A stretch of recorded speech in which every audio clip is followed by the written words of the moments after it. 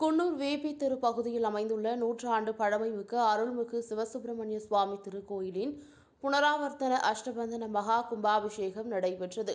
தமிழகத்தில் பல்வேறு கோயில்களுக்கு கும்பாபிஷேகம் செய்ய மாண்புமிகு தமிழக முதலமைச்சர் மு.க.ஸ்டாலின் உத்தரவின் பேரில் மாண்புமிகு தமிழக இந்து அறநிலையத்துறை அமைச்சர் சேகர் பாபுவின் வழிகாட்டுதலின்படி குன்னூரில் உள்ள அருள்மிகு சிவசுப்பிரமணிய சுவாமி திருக்கோயிலில் மகா கும்பாபிஷேகம் நடைபெற்றது.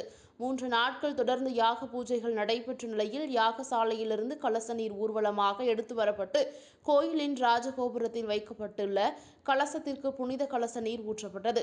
தீப ஆராதனை காண்பிக்கப்பட்டது. இதனைத் தொடர்ந்து மகா கும்பாபிஷேகத்தில் மாண்புமிகு தமிழக அரசின் தலைமை கொறடா ராமச்சந்திரன், இந்து அறநிலையத்துறை இணை ஆணையர் ரமேஷ், அறநிலையத்துறை தக்க ஜெகநாதன், ஆய்வாளர் ஹேமலதா, செயல் அலுவலர்கள் ராஜேஷ், மணிகண்டன், அறங்காவலர் குழு தலைவர் நெல்லை கண்ணன், உறுப்பினர் முருககுமார், சிவசுப்பிரமணிய ஆலய சேவா சங்கம் மற்றும் பக்தர்கள், மக்கள் உள்ளிட்டோர் திரளானோர் கலந்து கொண்டனர்.